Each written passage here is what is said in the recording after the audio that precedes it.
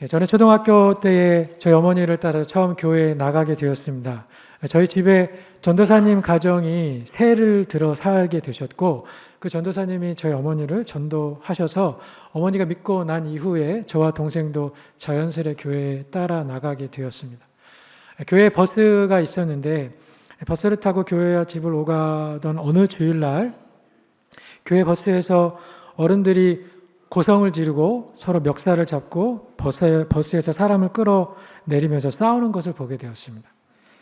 그리고 얼마 지나지 않아서 교회는 둘로 갈라지게 되었고, 저는 어머니를 따라서 그 교회 담임 목사님이 새로 개척한 교회를 나가게 되었습니다. 당시 친한 친구도 없었고 또 믿음도 없었던 저였기 때문에 교회를 꾸준히 나간 것은 아니었지만, 교회 어른들이 다투는 모습은 저에게 오랫동안 잊혀지지 않는 교회의 부정적인 기억으로 그렇게 남겨졌습니다.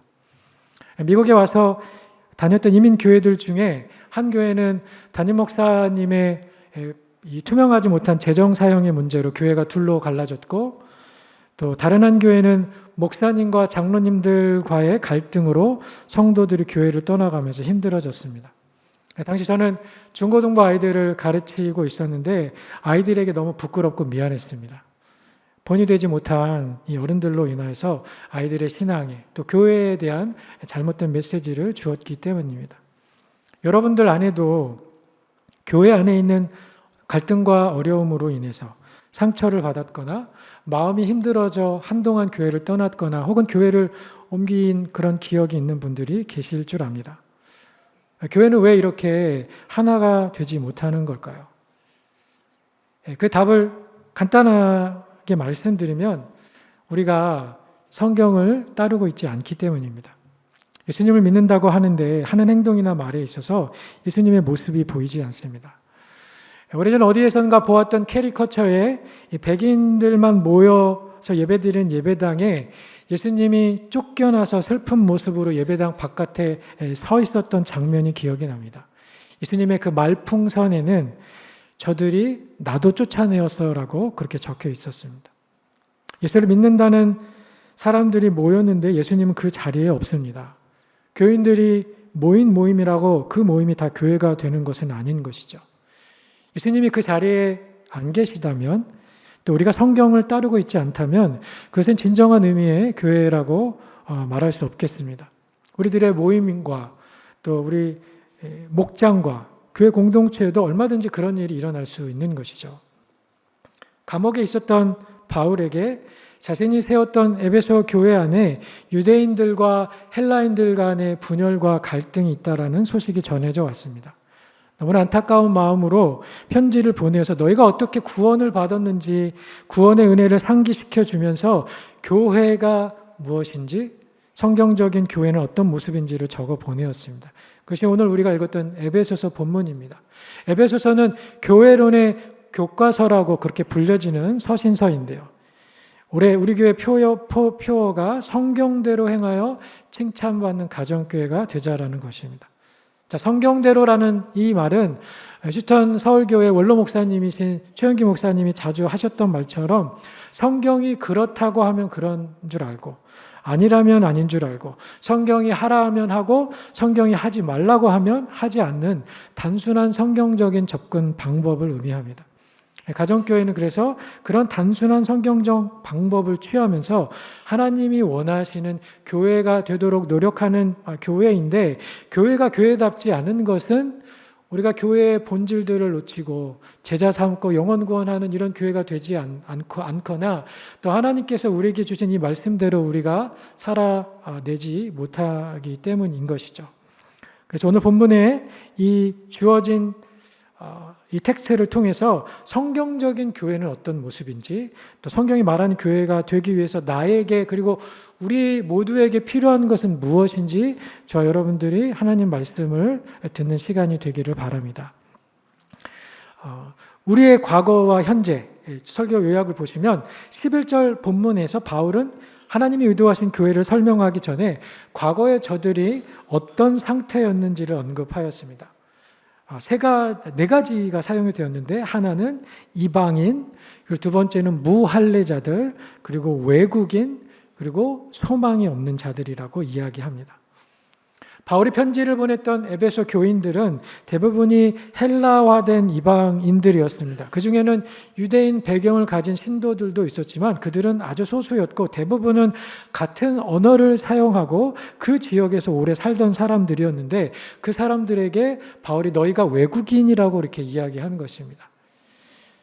어떤 의미에서 이렇게 말한 것인가요? 그것은 단순히 혈통적인, 인종적인 의미의 외국인이라고 하는 것이 아니라 영적인 의미로 하나님에게서 분리된 사람들, 하나님의 나라에 거부된 사람들, 돌아갈 집이 없는 홈레스 같은 그렇게 낯설고 불안한 상태라는 그런 의미입니다.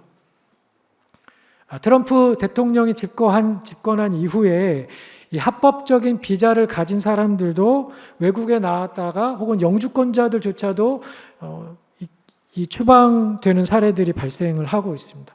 그래서 사람들이 여행 나가도 되는지 좀 불안해하는데, 이런 일들을 통해서 우리가 보게 되는 것은 한 나라의 국가의 시민과 영주권자라 할지라도 시민이 아닌 이방인의 신분을 가진 사람이 가진 권익과 지위와 보호에는 엄청난 차이가 존재한다는 것이죠.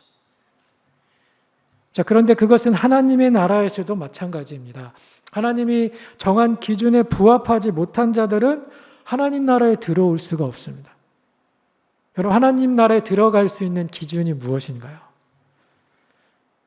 바로 예수 그리스도를 주라 고백하고 영접하는 것이죠.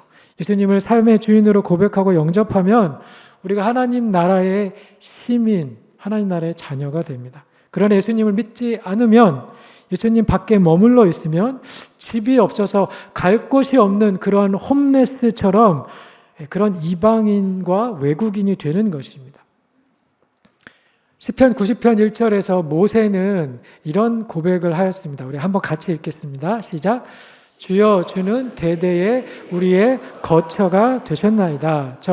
이 거처라는 영어 성경에는 dwelling place라고 그렇게 기록이 되어 있어요. dwelling place. 무슨 말인가? 주님께서 나의 집이 되시고 내가 돌아갈 고향이 된다라는 이야기죠. 우리의 영혼과 마음이 휴식을 얻을 수 있는 곳, 내가 나일 수 있는 곳입니다. 여러분, 여행지에 가서 화려하고 근사하고 좋은 호텔에 가서 며칠 지내다가 보면 갑자기 집에 가고 싶다라는 생각을 해본 적이 없으신가요? 좋은 음식을 먹고 또 좋은 구경을 하고 숙소도 나쁘지 않은데 갑자기 가족이 그리워진다든가, 내 마음이 세상 편하고 누구 눈치 보지 않아도 되는 집에 가고 싶다는 그런 느낌 말입니다. 모세는 여행객같이 떠돌이 삶을 살아가는 우리가 돌아갈 고향, 내 영혼이 돌아갈 집이 바로 하나님이라고 그렇게 말하는 것입니다. 집은 우리가 원하는 대로 가구를 배치하고 내가 좋아하는 방식대로 꾸미고 또 내가 좋아하는 것들을 합니다. 요리를 하기도 하고 잠을 자기도 하고 또 파티를 하기도 하고 오락을 즐기는, 내가 원하는 것을 할 수 있는 공간이죠. 자, 그런데 하나님을 떠난 인간은 마치 집을 떠난 여행객이나 집이 없는 나그네처럼 외롭고 낯설고 불안하고 불편합니다. 나의 기본적인 욕구가 채워지지 않기 때문이죠. 여러분, 인간의 가장 기본적인 욕구가 무엇이겠습니까? 늙지 않고 오래 사는 것입니다. 또 내가 사랑하는 사람과 영원토록 살고 또 그런 사람들에게 영원히 사랑받는 것, 사람들에게 잊혀지지 않는 것, 또 이 주체할 수 없는 기쁨이 지속이 되는 것입니다. 요즘 한창 인기 있는 이 한국 드라마 중에 폭삭 소가수다에서 애순이가 가장 행복했던 순간에 했었던 말이 있죠. 나 너무 좋아. 나 너무 좋다라고 하는, 정말 너무 좋아서 눈물이 계속 나는 그런 상태가 영원히 지속되기를 원하는데, 우리가 사는 세상은 우리에게 그러한 원함을 충족시켜주지 못합니다. 죄된 세상에서 하나님을 떠나 사는 인간이 겪을 수밖에 없는 우리 인간의 실존의 불안한 상태, 외국인이 남의 나라에 살면서 겪는 그런 소외감과 차별과 분리의 상태가 바로 하나님을 떠난 사람의 모습이라는 것이죠. 그것이 오늘 바울이 편지하는 에베소 교인들 뿐만 아니라 우리들의 과거의 모습이었고, 어쩌면 이 자리에 계신 여러분들 가운데도 그것이 여전히 지금 자신의 상태일지 모르겠습니다. 자, 그러나 실망하지 마십시오. 우리에게 좋은 소식이 있습니다. 그것은 하나님과 원수되었던 우리들, 하나님을 내 영혼이 거할 집으로 여기지 않으며 살았던 죄인된 우리들을 위해서 예수님께서 이 땅에 오셔서 십자가를 지셨기 때문입니다. 그 예수님의 사역의 결과로 내가 내 하나님이 되고 너는 내 백성이 되리라 하는 그 언약에 제외되었던 이방인들, 외국 사람들, 멀리 있었던 우리들, 소망이 무엇인지 모르고 그냥 자기의 욕망과 욕심만을 위해서 살아갔던 우리들에게 새로운 소망이 생긴 것이죠. 이방인으로, 외국인으로 살아갔던 우리들이 하나님 나라의 시민이 되고 자녀가 되었고 하나님이 거하시는 처소가 되었습니다. 그것이 우리의 현재인 것이죠. 얼마나 엄청난 신분의 변화인가, 얼마나 놀라운 주님의 선언입니까? 그것이 예수님께서 우리에게 오셔서 하신 일입니다. 자, 그래서 우리가 성경적인 교회가 되기 위해서 해야 할 첫 번째 과제는 우리에게 일어난 이 엄청난 변화를 기억하고 이전과 다르게 살아가는 것입니다. 자, 11절에 그러므로 생각하라라고 기록되었는데, 여기 생각하라는 단어의 영어 성경에는 remember라고 기록이 되어 있어요. 과거를 기억해라. 과거와 다른 현재를 살아가기 원하기 때문에 주님이 그렇게 우리에게 말씀하시는 것이죠. 하나님은 출애굽한 이스라엘 백성들에게 하나님은 너희가 과거에 남의 나라에서 종되었던 사람들, 나그네였던 사람이었음을 잊지 말라고 그렇게 당부하셨습니다.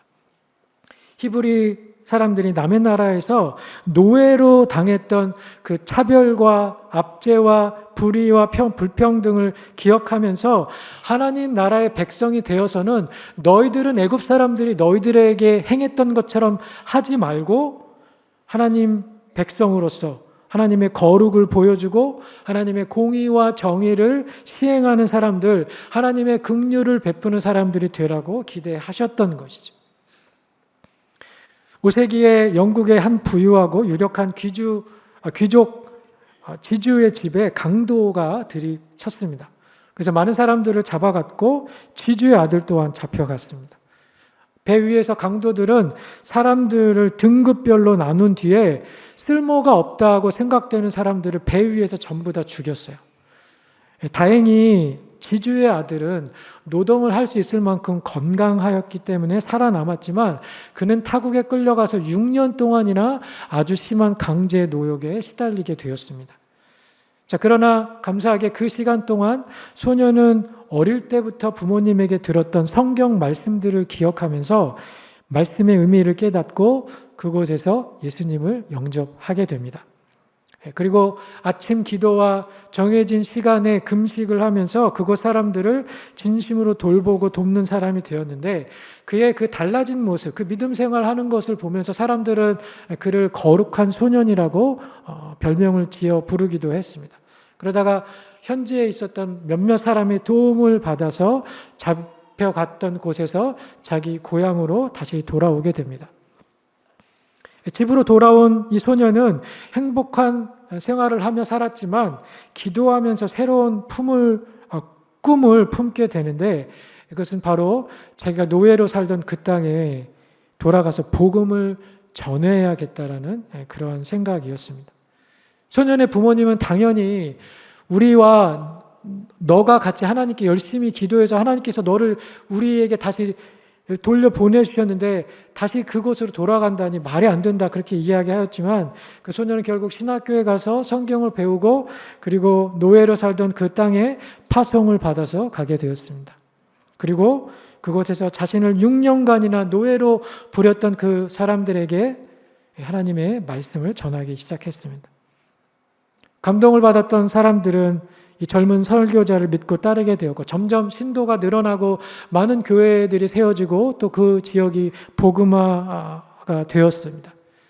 그가 갔던 땅은 아일랜드였고 그리고 소녀는 아일랜드 사람들이 성 패트릭이라는 그런 사람이었습니다. 노예로 살아가면서 외국인이 자기에게 행했던 악행을 되풀이하지 않고 자기가 하나님께 받았던 은혜를 기억해서 자기가 받은 불의와 악행 대신에 복음을 전하는 선으로 악을 이기는 사람이 된 것이죠. 여러분, 똑같이 예수님을 믿어도 어떤 사람은 예수님으로 인하여서 자기의 소망을 이루려고 하고 어떤 사람은 자신의 소망을 내려놓고 예수님의 마음을 읽고 실천합니다. 어떤 사람은 예수님 때문에 한 자리 차지하려고 하고 어떤 사람은 차지하려고 하는 자리마저도, 편안한 자리마저도 포기합니다. 어떤 사람은 원수를 용서하면서 살아가는데 어떤 사람은 주 안에서 형제된 자매와 형제들을 원수같이 지내면서 그렇게 살아가기도 합니다. 저와 여러분은 예수님께서 나에게 베푸신 은혜를 기억하고 그 은혜가 나를 주장하게 만들어서 과거의 죄를 되풀이지 않는 사람들, 악의 순환을 선의 순환으로 그렇게 끊어내는 사람들이 되기를 바랍니다. 나에게 상처를 주고 아픔을 가한 사람들에게 악으로 갚지 않고 악을 선으로 바꾸는 하나님의 역사가 저와 여러분의 삶의 실제가 되기를 간절히 원합니다. 우리가 남을 판단하고 정죄하기 전에 내가 하나님을 믿기 전에 나는 어떠한 상태에 있었던 사람이었는지, 나의 과거는 어떠하였는지를 돌아보고 패트릭이 보여준 은혜의 선순환적인 삶을 살아갈 때 교회가 세상의 소망이 될 줄 믿습니다. 자, 오늘 본문을 통해서 성경적인 교회의 두 번째 진리는 하나됨이 교회의 존재 방식임을 인정하라는 것입니다. 하나님께서 하나가 되기 위해서 세우신 두 가지 공동체가 있는데 첫 번째가 가정이고 두 번째가 교회입니다. 그런데 죄된 인간은 자꾸 담을 쌓고 벽을 쌓지요. 나와 정치적인 견해가 다르면 아주 원수가 되기도 합니다. 나와 경제력이 다르면 담을 쌓고 내가 배운 지식으로 담을 쌓고 권력과 지위로 벽을 쌓아 올립니다. 예전에 중국에서 오래 사역하셨던 한 선교사님께서 하셨던 말씀이 기억이 납니다. 중국 사람들이 부자가 되고 나니까 생긴 여러 가지 변화들 중에 하나가 무엇이었냐면 집 담이 높아지더라는 것이었습니다. 가난하고 또 이웃들과 똑같이 살 때는 사람들이 가까이 지내고 허물 없이 지냈는데 부자가 되니까 가진 게 많아지니까 담을 쌓고 경비원을 두고 사람들과 거리를 두더라는 것이죠. 여러분, 이것이 우리가 경험하는 세상이 아닙니까? 얼마나 많은 돈을 가졌나, 얼마나 많은 지위를 가졌나, 얼마나 많이 공부했나, 어느 학교를 나왔나, 얼마나 좋은 직장에 다니는가, 어느 동네에 사는가, 우리가 이런 것들을 질문하는 이유 중에 하나는 상황을 정리해서 내 통제력 아래 두고 싶은 그런 마음이 있어서입니다. 이 사람이 나보다 아래에 있는 사람인지 혹은 위에 있는 사람인지 내가 상대할 만한 사람인지 아니면 내가 무시해도 될 만한 사람인지 간을 보는 것이죠. 그러다가 거기에다가 한국 사람들은 꼭 나이를 묻습니다. 실례지만 나이가 몇 살이세요? 이렇게 고하를 꼭 정리를 하려고 하는 거죠. 여러분, 이처럼 우리는 벽을 만들고 담을 쌓고 또 그런 것을 굉장히 좋아하는 죄성이 있는 것입니다. 뿐만 아니라 믿는 사람들만큼 서로에 대해서 비판적이고 손가락질하고 정죄하는 사람들이 없습니다. 나와 다른 사람들을 우리는 나는 옳고 당신은 잘못되었다라고 틀렸다라는 식으로 접근을 하니까 상대방을 쉬이 비판하고 깎아내리고 심지어는 소리 지르며 욕하고 그렇게 정죄하죠. 또 어떤 경우에는 믿는 사람들이 믿지 않는 사람들보다 훨씬 더 악하고 또 무섭고 물불 안 가립니다. 믿는다고 하는 사람들이 어떤 세상의 논리와 위계 질서를 가지고 세상에서 하는 대로, 세상의 방식대로 교회 안에서도 이 차별과 담을 쌓으려고 하기 때문에 교회 안에 많은 문제들이 발생하는 것이죠. 자, 그런데 예수님께서 오셔서 우리에게 하신 일이 무엇인가? 세상이 만든, 죄가 만든 그런 차별과 분리와 분열, 증오의 담을 허무시는 것이었습니다. 오늘 본문 14절 말씀 한번 같이 읽어보겠습니다. 14절 같이 읽겠습니다. 시작. 그는 우리의 화평이신지라 둘로 하나를 만드사 원수된 것, 곧 중간에 막힌 담을 자기 육체로 허시고. 아멘. 죄로 인하여서 하나님과 멀어진 사람들이 어떠한 과거를 가졌든지, 어떤 인종이든지, 어떤 경제력을 가졌든지, 건강의 유무나 교육의 정도나 나이 등과 상관없이, 성별에 관계없이 모두가 차별 없이 하나님 앞에 나올 수 있도록 예수님께서 성소의 휘장을 찢으시고 성소의 문을 여셔서 하나님과 교제할 수 있도록 하나님과의 관계가 가까워지게 하셨습니다. 뿐만 아니라 그 가까워짐을 통해서 도저히 하나가 될 수 없었던 이방인들과 유대인들, 인간 사회가 만든 모든 차별과 분리와 증오의 담들을 무너뜨리셔서 그 원수되었던 둘도 하나가 되어서 동일하게 하나님 앞에 나아갈 수 있는 은혜를 베풀어 주셨습니다.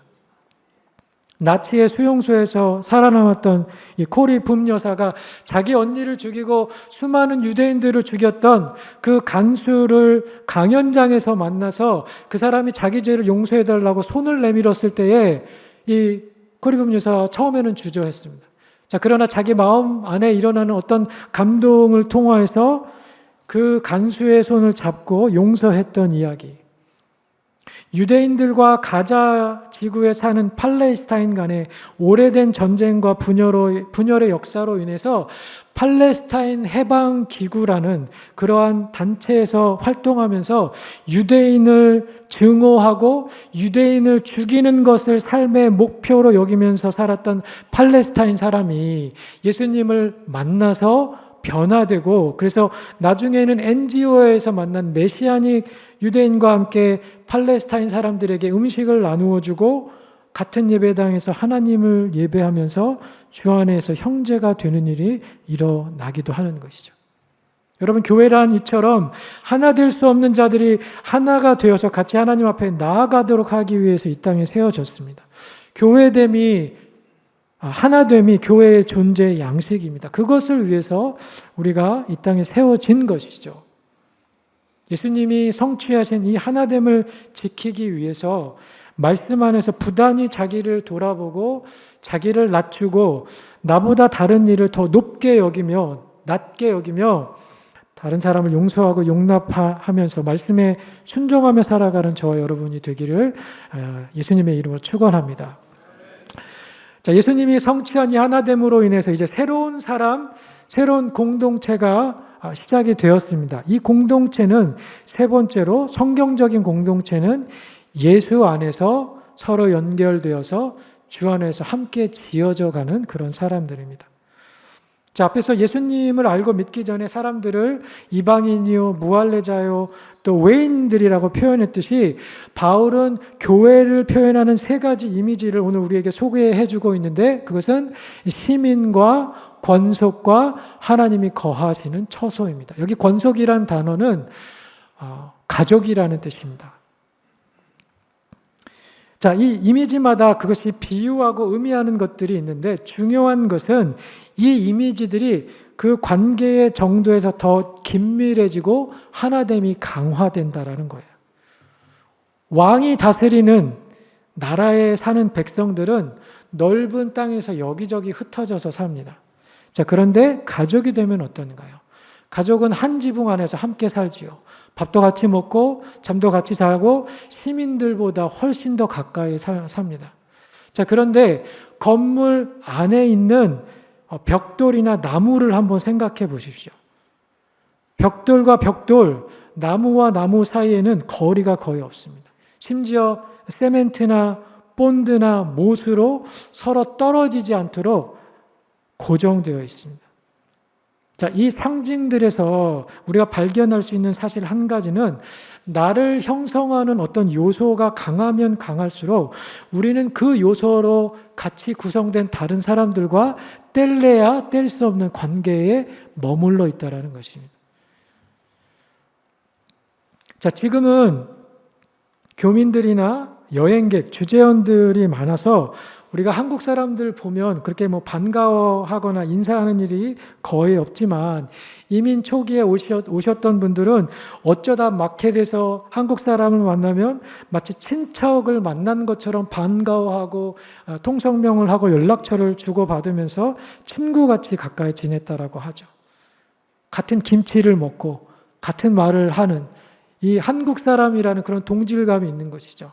자, 그런데 가족은 같은 나라 사람들보다 훨씬 더 가깝습니다. 나의 버릇을 알고 나의 허물과 장점들을 알고 내가 좋아하는 것, 싫어하는 것을 너무 속속들이 잘 압니다. 자, 그런데 하나님의 교회 안에 있는 성도들, 건물의 부분이 되어서 교회의 구성원이 된 공동체 식구들은 피를 나눈 가족들보다 더 가깝고 친밀한 관계가 될 수 있습니다. 어떻게 그것이 가능한가? 바로 복음 때문인 것이죠. 예수님 때문인 것이죠. 예수님을 믿고 난 이후에 우리의 모든 것이 달라졌습니다. 우리의 정체성이 달라졌고 우리의 삶의 가치가 바뀌었고 내가 사람들과 관계를 맺는 그 관계도 달라졌고 또 세계관도 가치관도 달라졌습니다. 아까 말씀드렸던 것처럼 나를 형성하는 요소가 강하면 강할수록 그 요소로 구성된 사람들과 나는 떨어질 수 없는 동질감을 갖게 되는데 바울이 이야기했던 이 세 가지 상징을 통해서 말하고자 하는 것은 우리가 갖고 있는 문화보다도 언어보다도 혈연보다도 복음만큼 우리를 강하게 연결시키고 하나가 되게 하고 떨어지지 않는 소속감과 동질감을 갖도록 하는 것이 세상에 없다라는 것입니다. 여러분 이 복음을 알고 계십니까? 이 복음이 여러분의 삶을 변화시켰습니까? 여기 권속과 하나님의 처소라는 두 단어에 대해서 조금 더 생각해 보기 원합니다. 가족은 아까도 말씀드렸던 것처럼 나를 숨길 수 없는 관계에 있는 사람들이라고 했습니다. 내 시간을 가져가고 내 공간을 소유하고 내 생각과 감정을 나눌 수 있고 내 물질과 내 소유를 아낌없이 나눌 수 있는 사람들이죠. 때로는 내가 잘못된 행동을 하거나 나쁜 짓을 할 때는 나에게 쓴소리를 하거나 부모님이 자녀에게 매를 대거나 벌을 주듯이 나에게 사랑의 충고를 할 수 있는 그런 존재들입니다. 그런데 하나님이 의도하시는 교회는 바로 이런 가족 공동체와 같은 모습이라는 것이죠. 여러분 이런 공동체가 있으십니까? 여러분의 마음과 시간과 여러분의 물질과 여러분의 공간을 나누고 있는 그런 성도들이 계신가요? 공동체 지체들이 계신가요? 목장은 바로 이런 관계를 형성하고 연습하는 필드입니다. 나의 직계의 가족들뿐만 아니라 주님 안에서 확장된 다른 형제 자매들과 이런 가족됨을 추구하는 것이죠. 자, 그런데 오늘 본문 18절 말씀을 같이 보기 원하는데요. 하나됨을 이루게 한 이후에 하나님이 원하시는 것이 무엇인가요? 18절 말씀 한번 같이 읽겠습니다. 시작. 이는 그로 말미암아 우리 둘이 한 성령 안에서 아버지께 나아감을 얻게 하려 하심이라. 아멘. 도저히 같이 지낼 수 없는 그런 사람들, 하나가 될 수 없는 사람들이 예수님의 사역의 결과로 말미암아서 저들이 함께 영적인 교제를 나눌 수 있는, 함께 기도할 수 있는, 함께 예배할 수 있는 공동체가 되어서 주님을 예배하는 것이죠. 자, 그런데 주일에 교회 한번 출석하는 것으로 혹은 예배당 나오지 않고 온라인으로만 예배 드리거나 부활절이나 크리스마스 행사가 있을 때만 예배당 나오는 것으로 혹은 하나님은 믿지만 나는 교회에 안 나가라고 하는 그 가나안 성도가 되어서 하나님이 의도하신 저런 교회가 될 수 있을까요? 여러분 불가능합니다. 어떤 성도님들은 교회에 나가지 않아도 얼마든지 내가 좋은 성도로 살아갈 수 있다라고 그렇게 이야기합니다. 맨날 모여서 문제나 일으키고 쌈박질하는 교인들, 마음에 안 드는 교인들 보면서 스트레스 받고 열받거나 상처받을 일 없이 예배당 안 나가고 혼자 신앙생활하는 것이 훨씬 더 낫다고, 신앙은 하나님과 나 개인의 관계라고 하면서 나는 그냥 어디 소속되지 않고 그냥 조용히 교회만 다니겠습니다라고 말하시는 성도 여러분, 그런 교회, 그런 하나님은 존재하지 않습니다. 그건 여러분이 만들어낸 하나님이에요. 오늘 바울이 말하고 성경이 보여주는 하나님이 시작하고 의도하신 교회는 다른 지체들과 아무런 교제나 연결 없이 혼자 지내는 성도, 혼자 신앙생활하는 하나님의 백성, 시민, 가족은 없습니다. 하나님은 백성들 가운데 왕이 되셔서 시민들을 통치하실 뿐만 아니라 두세 사람이 모인 가족 중에도 임재하시고, 무엇보다 원수된 자들이, 하나가 될 수 없는 사람들이 이제는 함께 모여서 주님을 높이는 그 모임 가운데, 예배 가운데 임재하셔서 그들과 함께 하시는 하나님이십니다.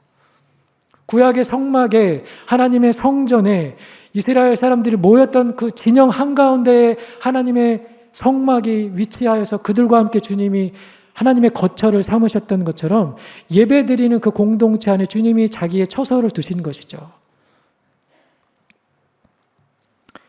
교회 성장연구소에서 소그룹과 관련된 설문조사를 한 것인데, 지금 이제 동영상으로 함께 나오시는 그 분은 이 단체 대표인 목사님이시고요. 이 소그룹의 힘이라는 동영상을 잠깐 보도록 하겠습니다. 소그룹 활동자하고 소그룹 활동하지 않는 사람 비교를 했어요. 이 두 그룹을 똑같이 샘플링을 해가지고, 그래서 신앙생활 전체를 다 비교를 해봤어. 그랬더니 기도하는 거, 말씀 있는 거, 심지어는 밖에 사회봉사하는 거까지도 모든 인덱스가 두세 배가 차이가 나요. 이쪽이. 실제로 전도는 소그룹 활동자가 비활동자보다 4배 차이가 나요. 전도는. 그리고 소그룹 활동자가 비활동자보다 현장력을 더 잘 나가요. 되게 특이하죠? 교회 소속감을 물어봤어요. 귀하가 다니는 교회 소속감이 얼마나 있습니까? 매우 강하다, 약간 있다, 별로 없다, 전혀 없다, 이렇게 해서 설문을 했더니 매우 강하다 응답률만 갖고 비교를 해봤어요. 현장 중직자들 있죠? 그 교회 중직자들보다 소그룹 활동자가 더 소속감이 높아요. 그래서 어느 교회가 소그룹을 잡고 가느냐가 승패. 지금으로서는 그래요. 그 캡처한, 네, 감사합니다. 자, 그 동영상에 나왔었던 그 통계 자료인데, 여러분 보십시오. 교회에 나온 소그룹에 소속된 사람과 소속되지 않은 사람의 차이입니다. 기독교 방송을 시청을 한다든지, 나눔을 한다든지, 성경 공부 참여한다든지, 또 기독교 모임에 참석한다든지, 혹은 봉사를 한다든지, 거의 두세 배 이상 그렇게 차이가 납니다. 제가 설교 시작에 말씀드렸죠. 교회가 왜 이렇게 하나가 되지 못하는가? 우리가 성경을 따르고 있지 않기 때문이다. 말씀이 보여주는 대로 매뉴얼대로 따르지 않기 때문이라 말씀드렸습니다. 자, 여러분들 가운데 목장이나 소그룹에 소속되지 않은 성도님들께 여쭈고 싶습니다. 여러분 주변에는 여러분과 영적인 대화를 나누는 분이 계십니까? 나는 어떤 하나님을 믿는지, 내가 아는 하나님이 어떤 분이신지, 나는 이런 기도를 하고 있고, 나는 이런 고민을 가지고 있고, 나는 이런 일 때문에 마음이 속상하고 힘들다고, 혹은 어떤 일 때문에 즐거워한다라고 여러분의 마음을 오픈하고 있는 그런 친구나 지인이 있으십니까? 박성호 목사님이 예전에 가정교회 얼마 전에 그 시리즈 설교를 하면서 내가 목장에 참여하지 않는 이유들에 대해서 여러 가지 언급을 해주셨는데, 저도 그 이유들 외에 한 가지 더 추가해 보자면, 우리가 여러분 중에 목장에 잘 참여하지 않고 계신 분들의 이유 한 가지는 내가 그렇게 영적인 삶을 살아가고 있지 않기 때문입니다. 기도하지도 않고 하나님에 대해서 한 주간 그렇게 많이 생각하면서 살지도 않고, 그래서 별로 하고 싶은 말도 없고, 그런 나를 사람들에게 별로 노출시키고 싶지 않은 것이죠. 또 다른 사람의 문제에 관여하거나 또 사람으로 인해서 상처받거나 상처 주느니 그냥 혼자 지내는 편이 낫다라고 그렇게 생각해서입니다. 자, 그런데 그렇게 신앙생활에서는 하나님이 원하시는 교회와 성도가 될 수 없고, 그렇게 되면 하나님의 일하심, 살아계심, 주님을 알아갈 수 있는 기회가 줄어들 수밖에 없습니다. 물론 다른 환경과 성격을 가진 목원들, 사회가 만들어 놓은 여러 가지 담과 벽이 목장 안에서 다 무너지지 않고 여전히 세상적인 가치와 기준을 가지고 우리가 서로를 대하거나 목장 안에서 진솔한 영적인 교제가 나누어지지 못하다 보니 때론 목장 안에서 상처를 주거나 받기도 하고 다른 사람 때문에 내 마음이 힘들어지는 경우들이 생길 수 있습니다. 자, 그런데 위로가 되는 말씀이 오늘 본문에 적혀져 있는데요. 바로 본문의 22절 말씀입니다. 22절 말씀 거기 보시면 이렇게 마무리하고 있죠. 너희도 성령 안에서 하나님이 거하실 처소가 되기 위하여 그리스도 예수 안에서 함께 지어져 가느니라. 함께 지어져 가느니라. 그 말은 우리가 모두 다 공사 중 우리의 성품이 예수님을 닮아가도록 진행형이라는 이야기죠. 자, 이 말은 교회는 여전히 문제가 많은 사람들, 목장은 문제가 많은 사람들이 모이는 그런 곳이라는 그런 뜻입니다. 그렇지만 그렇다고 내가 다른 사람들에게 판단할 근거는 우리에게 없다라는 뜻이기도 합니다. 전도자 빌리 그레엄 목사님에게 어떤 사람이 물었다고 합니다. 목사님, 문제없는 좋은 교회 좀 추천해 주십시오. 자, 그랬더니 목사님이 뭐라고 답을 하셨냐면 세상에 문제없는 교회는 없습니다. 당신이 거기에 가기 때문입니다. 라고 그렇게 대답을 하셨대요. 자, 여러분, 나도 문제가 많은 사람인데 다른 사람의 문제에 대해서 왈가왈부할 자격이 우리에게 없다라는 것이죠. 교회는 이처럼 아직 공사 중인 사람들이 모여서 공동체를 이루어 지내다 보니 삐걱거리는 잡음이 나기도 하고 때로 부딪혀서 상처가 나기도 합니다. 그렇지만 그런 과정을 통해서 서로가 같이 성장을 합니다. 제가 그 노예 모임을 갔는데 그 노예 모임 앞에 그 노예가 있었던 그 교회 앞에 조형물이 있었어요. 강단에. 그래서 제가 사진을 찍었는데 자, 저기 보면 돌들이 맞춰져 있잖아요. 제가 저게 너무 신기해서 사진을 찍었는데 두 번째 사진 보여주시겠어요? 정말 이 모양이 다 다른 색깔과 모양이 다 다른 이런 돌들이 저렇게 오와 열을 맞춰서 정렬된 것을 보면서 하나님의 교회가 저런 모습이구나. 여러분, 저것이 맞춰지기 위해서 보세요. 다 모양이 다른 것들이 그 사이사이에 맞춰지기 위해서 때로는 정으로 깎아내면서 또 다듬으면서 혹은 방향을 바꾸어서 이렇게 맞춰가면서 저런 조형물이 완성이 된 것이죠. 여러분, 우리가 서로 목장 안에서 서로를 맞춰가는 과정이 힘들 수 있지만 그러한 고난을 우리가 견디어내지 않으면 하나님이 원하시는 교회와 주님이 거하시는 처소로 준비되어질 수가 없는 것이죠. 제가 예전에 목장에 신방을 갔는데 그 주에 목장 진행안의 질문이 무엇이었냐면 공동체를 통해서 얻는 유익이 무엇인지를 나누는 시간이었어요. 물론 이제 질문 자체가 유익이 무엇인지를 나누는 시간이어서 그랬는지 모르지만 한 분 한 분들이 이야기하면서 저는 목장 때문에 저와 이렇게 부부가 좋은 관계를 유지하면서 그렇게 지낼 수 있었습니다. 목장이 없었으면 저는 지금 제 자리에 없었을 것 같아요. 이런 감사의 고백들이 너무 많이 있었어요.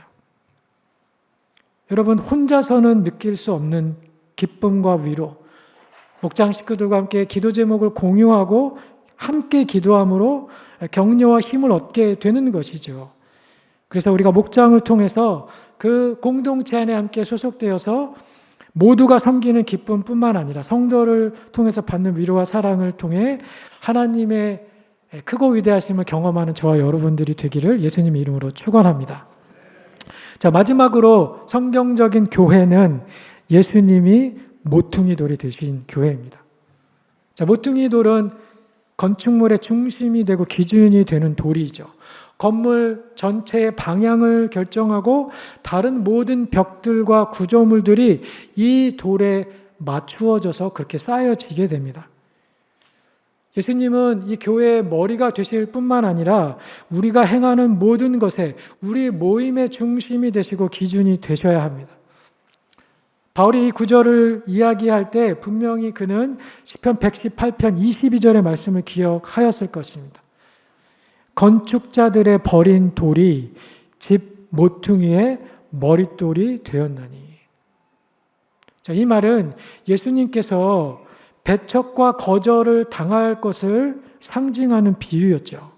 예수님이 성전의 재료가 될 만한 돌이 아닌 것처럼 사람들과, 이스라엘 사람들과 종교 지도자들의 배척을 당하셨습니다. 그리고 심지어 아들이셨는데도 불구하고 하나님 아버지에게 버림을 받으셨어요. 나의 하나님, 어찌하여 나를 버리셨나이까. 처절하게, 그리고 냉혹하게 버림받고 고난당하셨고 죽음을 당하게 되셨습니다. 예수님이 죽음을 당하신 이유가 무엇입니까? 바로 분리되었던 외국인과 이방인이요 하나님의 원수되었던 저와 여러분들 때문에 예수님께서 자기의 목숨을 내어 놓으시는 것이죠. 그래서 자격 없었던 우리, 하나님 나라에 들어갈 수 없었던 우리, 하나님의 가족에 포함될 수 없었던 저와 여러분들이 더 이상 외인으로, 이방인으로 살지 않고 이제는 하나님 나라의 시민과 그분의 자녀가 되어서 함께 예배하는 공동체가 되도록 주님이 우리에게 은혜를 베풀어 주셨습니다. 주님이 우리에게 주신 이 하나됨, 서로 연결되어져 있는 이 공동체로 묶으신 것은 결코 쉽게 지어진 것이 아닙니다. 아들의 희생으로 우리를 하나 되게 묶어주셨습니다. 여러분, 공동체 안에 있다 보면 때로 공동체가 나에게 위로를 주기보다는 아픔을 줄 때도 있고 또 기쁨보다는 슬픔이 될 때 나를 위해서 아버지께서 분리되고 떨어지는 그 아픔과 상처와 처절한 외로움과 절망을 견디어내신 모퉁이 돌 되신 예수님을 바라보시고 묵상하는 저와 여러분들 되기를 바랍니다. 그분이 원수와 같은 저와 여러분을 환대해 주셨기 때문에 도저히 하나님 나라에 하나님의 집에 드릴 수 없는 더럽고 죄의 악취가 가득한 우리들을 받아주셨기 때문에 우리가 하나님의 가족이 된 것이죠. 환대, hospitality라는 이 단어의 헬라어는 필로세니아라는 단어입니다. 필로는 사랑이라는 뜻이고 제니아는 이방인이라는 뜻입니다. 필로제니아, 그러면 직역하면 이방인을 내 집에 들이는 것, 내가 함께하고 싶지 않은 사람을 내 관계의 영역 안에 받아들이고 영접하는 것입니다. 예수님이 우리를 환대하신 것처럼 탕자의 아버지가 방탕한 아들을 다시 받아들이고 그에게 옷을 입히고 가락지를 입히면서 집으로 다시 맞아 주셨듯이 저와 여러분도 주님을 닮아서 나와 다른 사람들, 내가 함께하고 싶지 않은 사람들을 환대하는 자리에 나아갈 수 있는 한 주가 되기를 바랍니다. 아버지께 처절히 버림받고 분리되는 것으로, 주님께 거절되는 것으로 우리를 구원하셨던 예수님, 그 주님이 내 삶과 우리 가정과 우리 목장의 모퉁이 돌이 되셔서 그분이 우리 모임의 기준이 되셔서 나도 용서하기 어렵고 용납하기 어려운 자를 환대하고 그들을 내 관계 안에 들임으로 하나님이 원하시는 교회로 함께 지어져가는 저와 여러분이 되기를 예수님의 이름으로 축원합니다. 자, 제가 오늘 드렸던 숙제들이 있는데요. 특별히 두 번째 보시면 가정교회 목장에 참여 신청하기 있습니다. 그래서 이 구글 폼 링크 QR코드를 거기다 올려드렸고, 혹시 손으로 적는 것이 편하신 분들은 새가족부 데스크에 목장 참여 신청서를 준비해 두었습니다.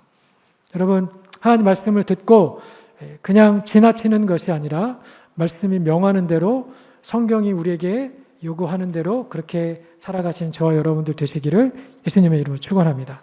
기도하겠습니다. 하나님 아버지, 하나님을 떠나 살던 이방인이요 하나님의 원수여 자격 없는 우리를 예수님의 피로 용서하여 주셔서 주님과 가까워지고 막힌 담을 허물며 원수도 죄인도 친구와 가족이 되게 하신 하나님의 은혜를 감사합니다. 하나님이 바라시고 기대하시는 성도와 교회가 되지 못한 것 주님께 회개합니다. 나를 사랑하는 자는 내 말을 지키는 자라 하신 것처럼 주님을 사랑하는 마음으로 하나님의 말씀을 따르고 순종하는 저희가 되게 하여 주옵소서. 주님께서 말씀을 통해 보여주신 성경적인 교회가 되기 위해 예수님을 모퉁이 돌로 삼고 주님을 닮아 나의 인격이 변화되고 이웃을 향한 인내와 섬김과 사랑이 자라가는 한 주가 되게 하나님 우리에게 은혜를 베풀어 주옵소서. 감사드리며 예수님의 이름으로 기도합니다.